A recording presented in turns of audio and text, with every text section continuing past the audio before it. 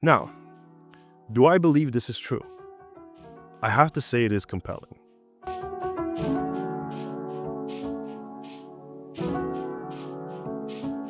My last few videos were a bit technical, dealing with various business-related topics and looking at AR, VR, and the broader tech industry. This commentary on the broader tech landscape will still be the focus of this channel, but every once in a while I want to make a video that is actually fun. So today I wanted to talk about a fun and lighthearted theory that has been making the rounds on the World Wide Web. The theory goes like this. Jack Dorsey, who is most well known as the ex-CEO of Twitter, is Satoshi Nakamoto, the man who created Bitcoin. When I first heard this theory that Jack Dorsey created Bitcoin, I thought to myself, wow, this is bullshit. But when I actually read the reasoning behind this theory, I have to say the arguments do seem compelling. Not enough to make me fully believe the theory, but just enough to give me an idea for a YouTube video. So sit back, enjoy, and let's theorize about big tech CEOs having even more money than we already think they do. In order to understand the theory, we first need to understand who Jack Dorsey and Satoshi Nakamoto are. In this part of the video, we'll go through their backstories. Now, when I was reading the script to get some feedback from my council of elders, they said this part was boring. Instead of listening to them, I told them they are not nearly as sophisticated as my audience is, and then instead of implementing their feedback, I just decided to put a video of Subway Surfers right in the corner of this video. So, to all the people taking Adderall in my audience, you're welcome. If you already know who Jack Dorsey and Satoshi Nakamoto are, you can skip this part. In fact, if you're already so smart, you just can turn this video off altogether, as suggested by the Council of Elders. If not, let's dive in. Jack Dorsey was born in St. Louis, Missouri in 1976 to Tim and Marcia Dorsey. Now, all of these details will be weirdly important for our theory later. Now, there are a lot of things one can say about Jack Dorsey, but I won't say them because my girlfriend said I already use too many swear words in my videos. During the 1970s, Jack Dorsey was a child, which probably means he was very small, cute, and just not as important to the broader technological and economic landscape as he is now. So we'll skip that part and jump straight into his teenage years, where he did all the things a typical teenager in the 90s did. He enrolled in high school, later went on to college, and of course, dyed his hair blue and made it very spiky. Yep, this is an actual picture, and I very much enjoy looking at it. While at university, Jack allegedly came up with the idea that would eventually become Twitter. He was also quite interested in cryptography and encryption, which will become more important soon. Now, in the early 2000s, Dorsey worked at a startup called Odeo, which in 2006 spun off Twitter. Jack was appointed as CEO, but quickly lost his position due to, and I quote, leaving work early to enjoy other pursuits such as yoga and fashion design. In fact, dressing like a shaman and acting like he's just on the verge of founding a cult have kind of become his trademark over the years. In a sea of big tech CEOs, it's very easy to identify Jack Dorsey. He's usually the one with the hippie multicolored shirt. Now, Jack didn't take his forceful resignation from Twitter too lightly, so he eventually got back to the position of CEO of Twitter through a series of controversial Game of Thrones-style political moves. I could make a whole video about this period in Twitter's history, and maybe one day I will. But today is not that day. Today, I will not go into that much depth, because if I did, this would need to be a serious video. And this is not a serious video. In fact, it's a video about this guy creating Bitcoin. Throughout his time at Twitter, he grew the user base to around 350 million people at its peak. However, Twitter never really reached the heights that it was predicted it would in the early 2010s, falling far behind Meta's Facebook and Instagram in the social media landscape. The platform also always had problems with monetization and stagnation. On top of that, Twitter was involved in quite a lot of controversy. The one that is probably the most known is the controversy behind Twitter's leadership selectively moderating the content to only show content from one side of the political spectrum.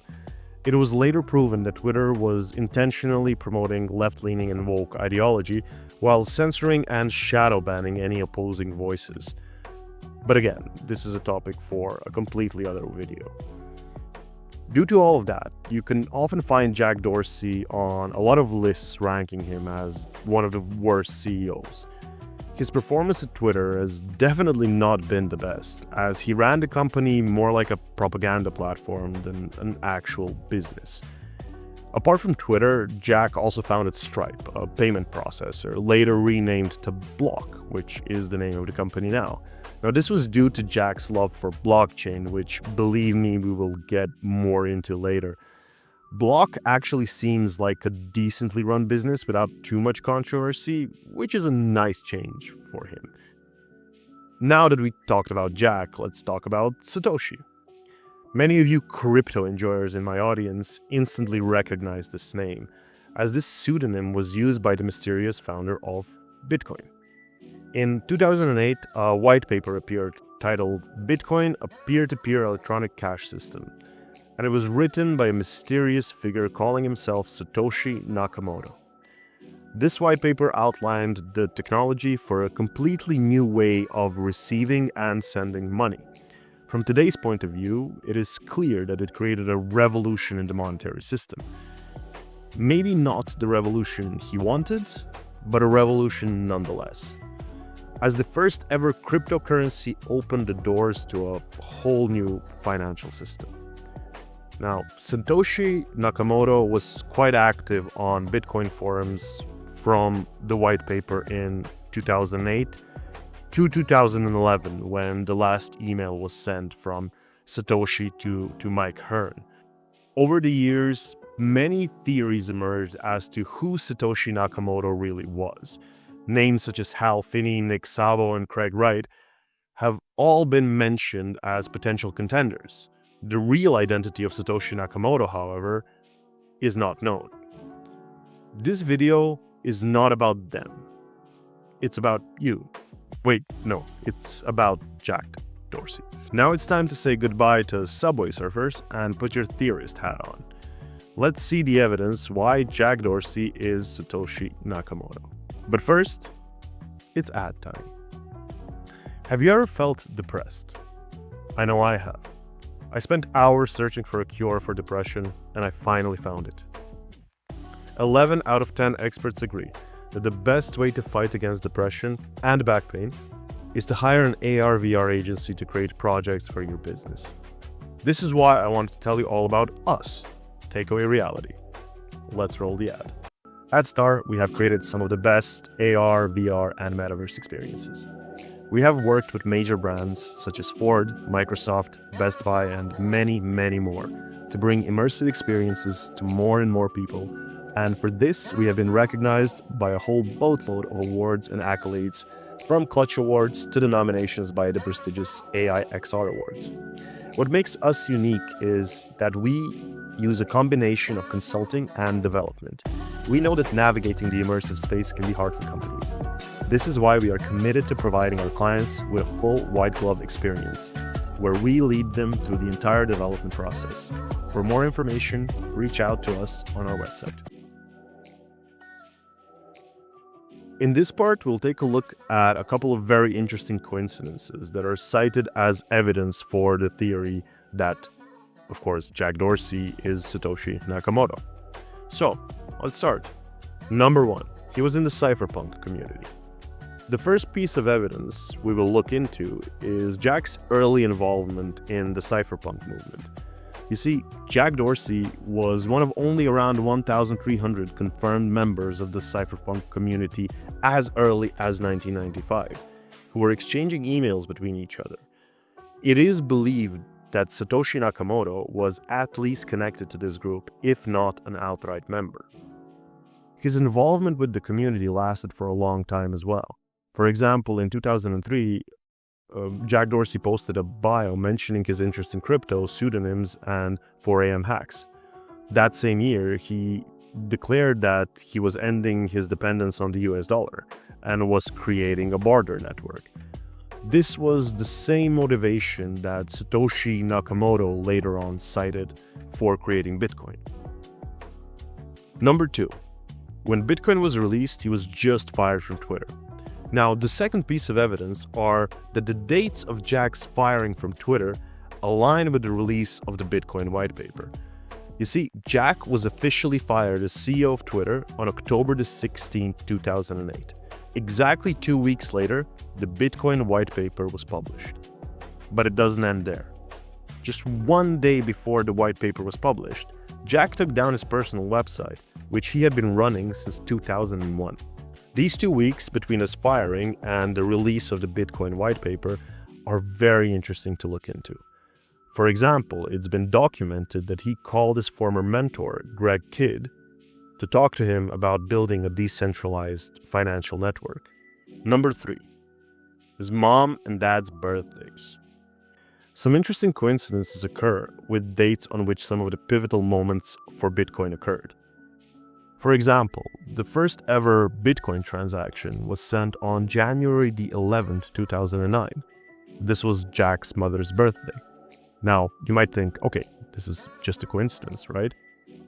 Now, what if I told you that the first time Satoshi Nakamoto joined the Bitcoin forum was on November the 19th, Jack's birthday? Continuing with the theme of birthdays, the last block of Bitcoin mined by Satoshi Nakamoto was mined on May 3rd, 2010, which is Jack's father's birthday. Effectively, his own birthday, the birthday of his mother, and the birthday of his dad are 3 of some of the most crucial dates in the entire history of Bitcoin. Coincidence? Probably. Now, this could all be a coincidence, or Satoshi might have been a close friend of the family who really liked getting his work on after eating some birthday cake. Who knows, maybe I am Satoshi, and this entire video is just a decoy so you never suspect me. Number 4. The California connection. The only time the true location of Satoshi Nakamoto was revealed was in January 2009, when he logged in with an IP address from California.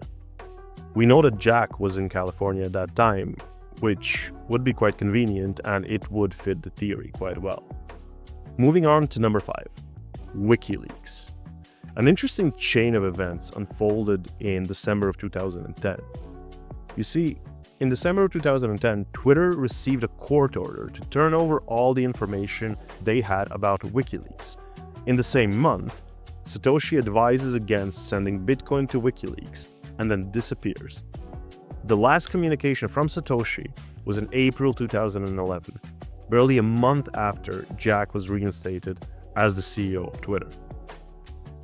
This could mean nothing, but it could also mean that Jack Dorsey got a bit scared of all the drama happening with WikiLeaks, and after being reinstated as the CEO of Twitter, realized he had much more responsibility around all of that stuff, and in general just withheld from his, let's say, position of being Satoshi Nakamoto.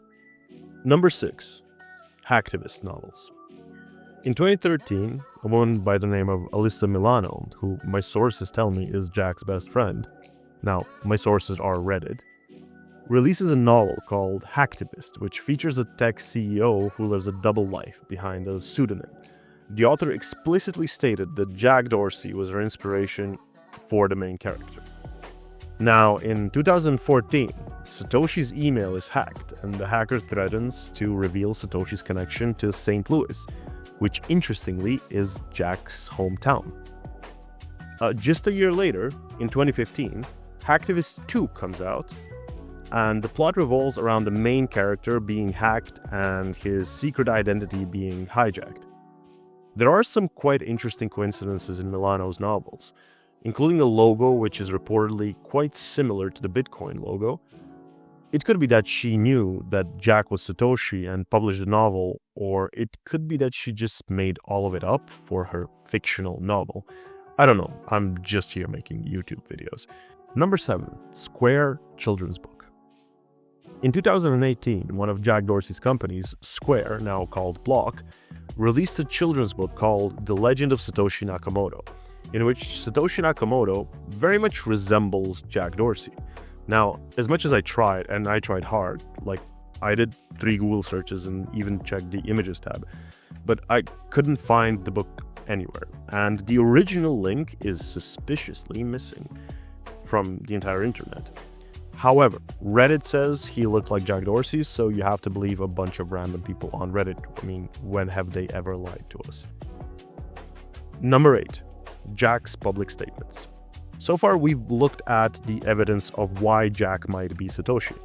But now, let's turn to Jack Dorsey himself and analyze some of the things he has said about the topic. One interesting moment happened in 2023 when Jack Dorsey was asked at a conference about Bitcoin. He stated, "Bitcoin and Satoshi in 2009 was a combination of my childhood and my curiosity and everything that I aspired to be and everything I loved." Now, you can judge for yourself if this is just a slight hint at him being Satoshi or just a teenage Dorsey having a crush on the creator of Bitcoin. You choose. In 2020, Lex Fridman directly asked him on his podcast if he was Satoshi Nakamoto. He didn't outright deny it like everyone else, who, not just Lex, but everyone asked. But he stated that if he was, he would never admit it. Now, there are a boatload of other posts and comments that Dorsey made on the topic of Satoshi Nakamoto and Bitcoin. But one thing that stands out is that he often likes to wear Satoshi t-shirts while attending public events. He has been seen multiple times sporting a Satoshi team t-shirt in public, which is interesting because, as I said, he's sporting specifically Satoshi branded merch, let's say. He is not wearing a Bitcoin shirt, he's wearing a Satoshi shirt, which, again, I find quite interesting.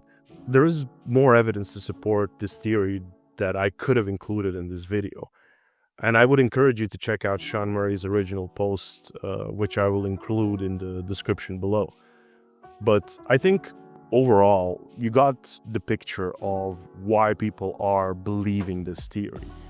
And in my opinion, it does sound quite convincing. Now, do I believe this is true? I have to say it is compelling. But if I had to give a yes or no answer, I would say no. My problem with this theory is that it functions too much like a conspiracy theory. If you look at the evidence, none of it is very direct. It's all just some dates and broad locations kind of overlapping. And most of them are not even directly connected. If someone from the original community came out to state that they believe Jack was Satoshi, this would give much more credence to the theory, in my opinion. Now, do I think all of that will stop Jack from milking the absolute hell out of this? Nope.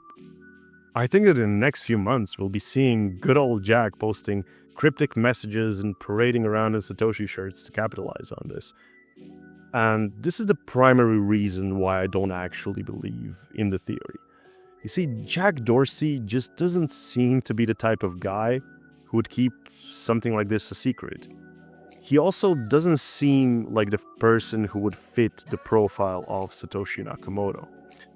Now, when looking at his previous work, it seems like Jack Dorsey has always put a lot of effort into being the absolute center of attention. From the way he took over Twitter to being a CEO of 2 companies at the same time, he seemed like the guy that enjoyed that other people knew that he was in charge of things. Also, ideologically, the two just don't seem to match. Satoshi is a hero of the libertarian right, and he was very open about his ideas of creating a financial system without government oversight. While Jack's time as CEO of Twitter was marked by a level of censorship that would make your average North Korean comrade very proud. In my mind, I could never imagine someone like Satoshi Nakamoto going to such levels to push a single ideological agenda like Jack Dorsey did at Twitter, which, by the way, was completely different from what Satoshi stood for. On that topic, If Jack Dorsey really is Satoshi Nakamoto, I really wish he never reveals it, as it would make Satoshi's story even sadder than it already is. Now, I think the story of Bitcoin is already a tragedy. It was a project that wanted to create a decentralized system for finance that would enable people to transact without government oversight and give power to the people. Instead, what crypto became is effectively a giant gambling hall, where every time you want to convert your crypto into fiat currency, there is a government watching. In fact, in most legal systems, and even more damaging, in most people's minds, Bitcoin is treated like a security, effectively a stock you invest in, and not as it was intended, as a way to facilitate transactions and payments between people. If Jack really is Satoshi, this would mean that even this idealistic figure eventually got corrupted by power, sold out his ideals, and just became another autocratic despot censoring opinions and free speech. The only comfort for those people involved in the crypto community in the beginnings, apart from the giant pile of money they made, of course, is the legend of Satoshi Nakamoto, the libertarian hero who wanted to give power to the people and then disappeared into the night. If Jack really is Satoshi, this would mean that even this idealistic figure eventually got corrupted by power, sold out his ideals, and became just another autocratic despot censoring opinions and going against free speech. This brings us to the end of the video. Thank you again for watching. Don't forget to like, subscribe, and send me a picture of your credit card details. I'll see you in the next video. He was in the cypherpunk.